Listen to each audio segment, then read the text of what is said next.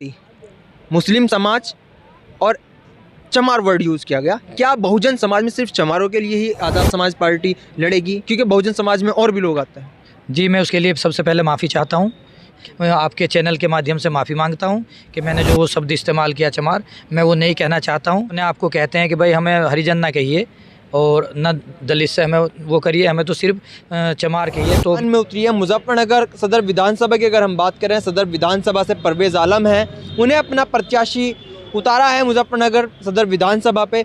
यहाँ पर आज उन्हीं के समर्थन में जनता को संबोधन के लिए राष्ट्रीय अध्यक्ष आज़ाद समाज पार्टी के चंद्रशेखर आज़ाद पहुँचेंगे। यहाँ पर जो लोग हैं हम उनसे बात करेंगे कि क्या जनता का रुझान है, क्या जनता चाह रही है। आपका नाम? ब्रजवीर। ब्रजवीर, अगले महीने चुनाव हैं, चुनावी दौर है। यहाँ पर आज आज़ाद समाज पार्टी के राष्ट्रीय अध्यक्ष चंद्रशेखर आज़ाद आ रहे हैं, तो क्या लग रहा है आपको, जो यहाँ से सदर विधानसभा से प्रत्याशी उतारा है, क्या वो लोगों का विश्वास जीत पाएंगे? देखो, सभी का प्रयास है, वो तो सभी अपनी कोशिश करते ही हैं, ऐसा कुछ नहीं। किन मुद्दों पर आज़ाद समाज पार्टी लड़ रही है, इसके बारे में हमें पता कुछ अभी। और है यहाँ पर हम उनसे बात करेंगे। एक वकील साहब हैं, बात भी कर रहे थे, वो मंच पर हमने सुना। जी, आपका नाम? जी, मोहम्मद उमर एडवोकेट। मोहम्मद उमर एडवोकेट, आज यहाँ पर आज़ाद समाज के राष्ट्रीय अध्यक्ष आने वाले, हमने बोलते हुए आपको सुना मंच पर। क्या नीतियाँ हैं, किन मुद्दों पर आज़ाद समाज पार्टी चुनाव लड़ रही है? देखिए, आज़ाद समाज पार्टी जो लोगों ने नफ़रत फैलाई है, उस नफ़रत को ख़त्म करने के लिए चुनाव लड़ रही है। आप मंच पर संबोधन कर रहे थे, हमने सुना कि ये पार्टी मुस्लिम समाज और चमार वर्ड यूज़ किया गया। क्या बहुजन समाज में सिर्फ चमारों के लिए ही आज़ाद समाज पार्टी लड़ेगी, क्योंकि बहुजन समाज में और भी लोग आते हैं?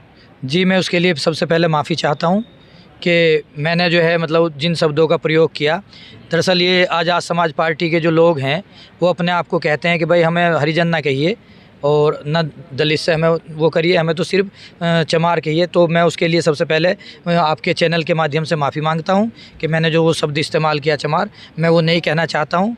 और क्योंकि पढ़ा लिखा आदमी हूँ, मैं इन शब्दों का प्रयोग नहीं करना चाहता था, लेकिन वो पीछे से मतलब कई बार ऐसा हुआ कि जैसे हमने कहा भाई हमारे हरिजन भाई या दलित भाई, तो उन्होंने आज़ाद समाजवाद जो पार्टी है ये, क्योंकि हम इससे ज़्यादा तो जुड़े हैं नहीं, अभी चंद दिनों से परवेज़ भाई का जैसा टिकट का वो हुआ तो हम इनके साथ जुड़े थे, तो इसलिए मैंने उस शब्द का इस्तेमाल किया। सबसे पहले मैं उसके लिए आप सार्वजनिक तौर से माफ़ी मांगता हूँ।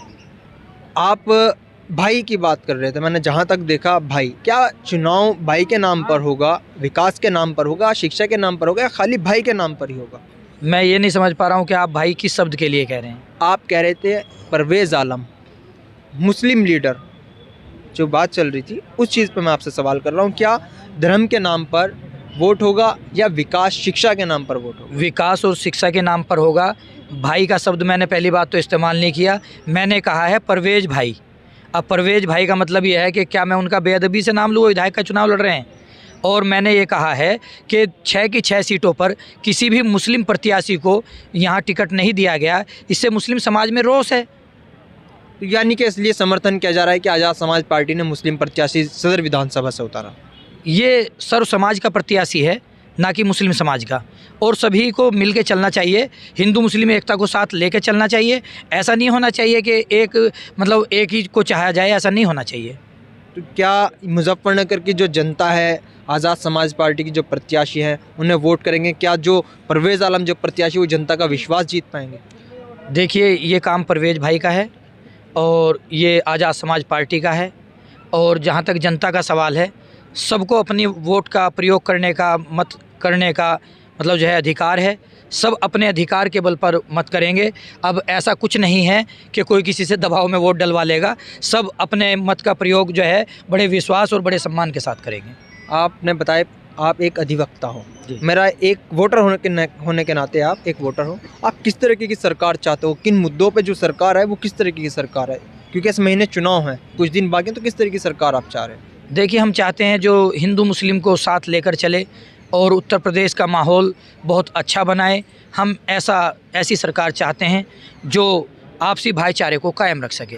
भारतीय जनता पार्टी के जो मुख्यमंत्री हैं, जो नेता हैं, वो कहते हैं कि हमने सबका साथ, सबका विकास, सबका विश्वास किया।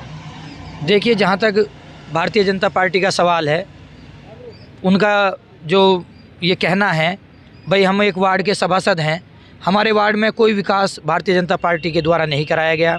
हमारी जो चेयरमैन हैं अंजू अग्रवाल जी, वो पहले कांग्रेस पार्टी से चुनाव जीती थी, अब बीजेपी में चली गई और उन्होंने बीजेपी में जाने के बाद भी कोई ऐसा विकास कार्य नहीं किया जिससे हम अपने आप में संतुष्ट हों। तो ऐसा कौन सा मुद्दा है जो आप जो नेताओं वोट के लिए कर पाएंगे, जो आप नेताओं से मांगेंगे? क्या आपकी मांग है, क्या चाहते हो आप जो भी सत्ता में, क्योंकि वोट के लिए अब तमाम नेता घर घर जा रहे हैं, जनसंपर्क कर रहे हैं, लोगों से मिल रहे हैं, तो क्या मांगे? शहर के अंदर क्या होना चाहिए?